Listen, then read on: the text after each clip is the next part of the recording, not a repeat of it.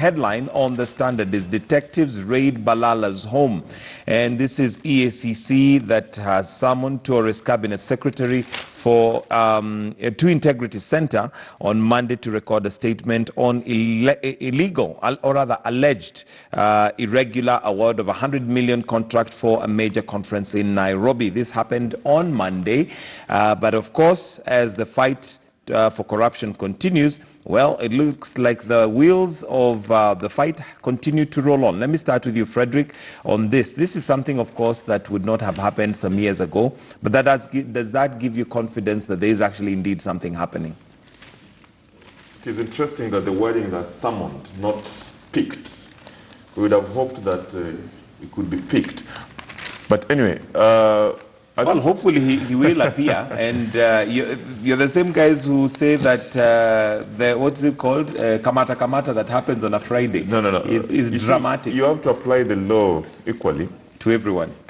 And I think, first of all, I think this is coming after Matiang'i met the CSs and the other individuals who are sponsoring certain government projects, the donors and the rest. But what is important to note here is that Balala is a state officer.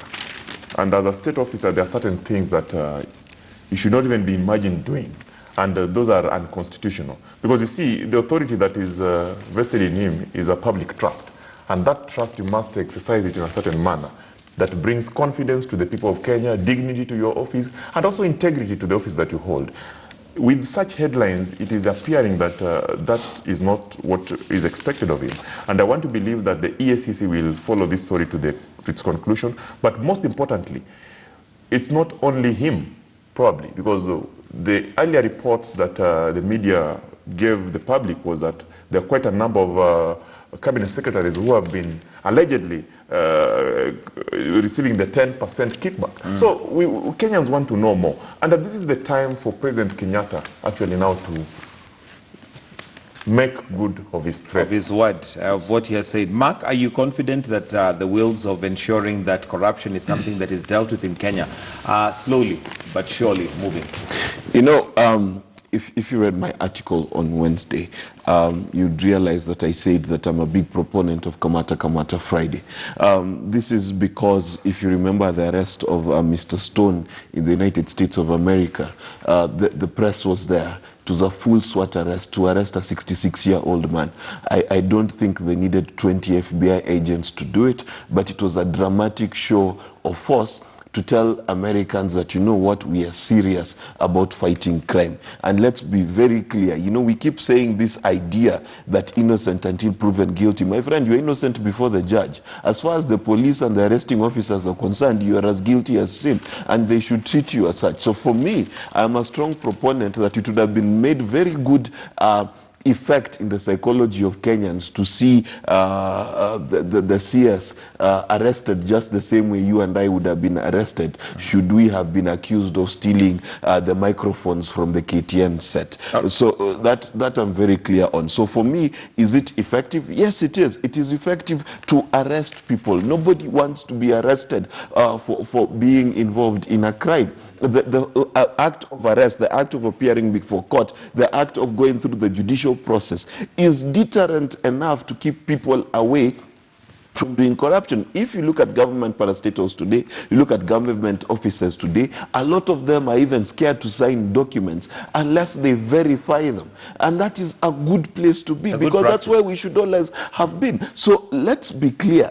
For me, the arrests, the investigations are having a positive psychological effect on the nation of Kenya, and Kamata Friday should continue. In fact, I'd be very, very glad to see 20 of them being arrested today, because that's what we need. So it is not just a matter of convictions. The entire process is a panthea. It's a healing concussion on our minds, because we've never seen this kind of thing happen. Can you imagine 20 years ago if Biwott was arrested, Saitoti was arrested, Mudavadi was arrested because of Goldenberg? We would have felt nice, just the same way Kenyans breathed a sigh of relief when Kamlesh Patni was arrested. He never faced jail time, but the fact that he gave us back a piece of land in the middle of our CBD was justice. But the question then would be, of course, for Kenyans, and this needs to percolate down to you and I, everybody who's driving right now, and maybe an officer comes to you and wants to receive a bribe,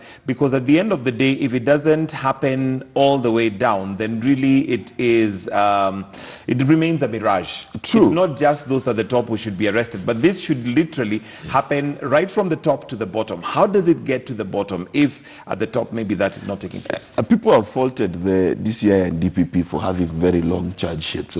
But those long charge sheets served as a reminder to the clerk, to the cleaner within the ministry that they cannot be involved in crimes of conspiracy to commit corruption and expect to walk scot-free. And a lot of them, those charge sheets have been changed so that these guys who we consider the hoi polloi of within ministry structures have turned state witness. So that's one side. The other side is we need, with the time, what will happen is the expectation of a Kenyan when they go to a government office or interact with the police, the expectation would be that I do not expect to give a bribe. That's what needs to happen. And the only way it can happen, what the government is doing is the correct way. The fish is always killed from the head. That's where it rots from. Okay, so if it rots from the head, what do? You start fixing the head, and then the rest of the body will follow. Let me tell you, it's only a matter of time. Listen, today if Balala was arrested, what is the question you have to ask yourself? Who am I? If Najib Balala can be arrested, who are we? And that's what needs to happen. If your father if your father got into trouble for leaving his socks in the living room, then what will the son do? Leave his socks in the sitting room? Never. Absolutely not. Frederick, your thoughts on how this needs to move, not only from the top right to the bottom, because there has been this narrative that Kenyans literally have a cancer of corruption, and it's almost in the blood, to a point where, I gave an example not too long ago, where a certain security guard helped me, park the car. But because of this pressure that we have as a society, I almost felt he was just doing a good act, a kind act, a normal human being act. But I felt the pressure from within to just give him something, and that's a reality. There are times somebody will come to you and just do something which is meant to be normal, but we've abnormalized normal to a point where you feel that now you have the pressure to give him something. Just for the records, I didn't give him, but I felt the pressure anyhow. But yeah, how do we move it to the bottom? Mike, there are so many types of corruption, but what we are seeing in our country today is beyond corruption. This is looting. It's a mega corruption. And look at the tunes of money, 100 million. I mean, these are institutionalized crimes, and that must be magnified to that extent. But there are certain things that happen in this country, like you're giving. In China, when you leave the airports and you call for a taxi, even if you just attempting to appreciate the person, your taxi driver, for even pulling your luggage is a crime, and they'll tell you, no, I'll be killed, I'll be hanged. That is the type of reasoning that we'd want in this country. Today in this country, everyone wants a reward for even showing you direction. Just showing you direction, that is Moy Avenue. They want a reward in form of a bribe. But look at what is happening in the government today. Most of these corruption cases are so huge to an extent that we cannot even imagine that it was just a normal appreciation. Some of them some of the state officers call them facilitation fees. There's nothing like facilitation fee. This thing is as straight as an arrow. If the tender was awarded irregularly, that is it. If there was a kickback of 10%, that is it.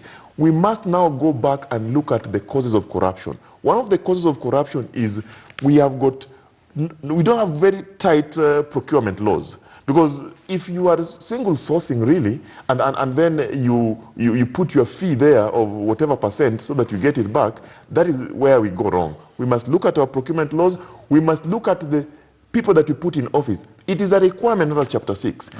Appointment should be on the basis of suitability, competence, and integrity. That is what makes people to serve in public office. We must test them before we take them to that office. But we have had a situation where the parliament rubber stamps the people. When the public are invited to vet through giving views on the people that have been nominated for public office, public shy away. But when they now steal, we make the loudest noise. We must now collectively get involved in ensuring that we have the right people in public offices. Absolutely, and maybe something that we must deal with as Kenyans as well is the question of greed. I'm just reading this story and I want us to exit from this, but just to think what you talked about, some of the things that cause corruption, and I think as citizens, as a community, as a society, we are also becoming very greedy. But when I read this, I see that his Nairobi, the parts that the police raided was his Nairobi office, and then his homes in Vipingo, Kilifi, Mombasa. And one asks the question, how many homes do you need? How many places can you live at a time? And that's just a question of our mentality. And when it comes to acquiring wealth, what is enough? Now, in Kenya, Kenya is the only country where a billionaire, a millionaire, and a thousandaire all desire the same thing. Land and houses. Land, houses, cars. And women. That's the same thing. It does not matter how much money a Kenyan makes, the desire is the same. Look at our prison prefect, governor. He spent Christmas showing us his home, which is the same thing rappers do, which is the same thing slay queens do. So that tells you that there's a depravity in our understanding of the acquisition of wealth. You see, in the West, when someone acquires wealth, like Bill Gates, who was interviewed recently, he said, you're now the second richest person on earth. He said, and I can't give away my money fast enough. In other words, when he's made money, his priorities in life change. You begin to pursue what are called the higher virtues, the virtues of art, the virtues of philanthropy, the virtues of research and development. This is something that was true for Carnegie and Rockefeller many hundreds of years ago, who decided to take their money and put their money in young people who had business ventures. Today in this country, fortunately or unfortunately, if you look at the young people and you ask yourself the very basic question, how many investors can a young person get for their idea? The answer is zero. Because you go to the bank, the rates are too high. You go to this billionaire, he's too busy building his next house to think, can I put in 1 million shillings out of the many billions I have into an idea? And that is the depravity of wealth in this country. Because you look at Warren Buffett, who I am sure is hundreds, if not thousands of times richer than Balala, he has one house.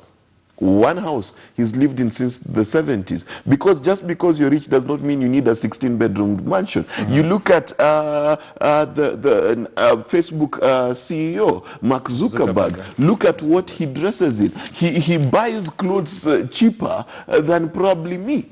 And that's the problem, that we are depraved as a people. And this is not an indictment on Balala. This is an indictment on the Kenyan nation. We are a people who are obsessed with largesse.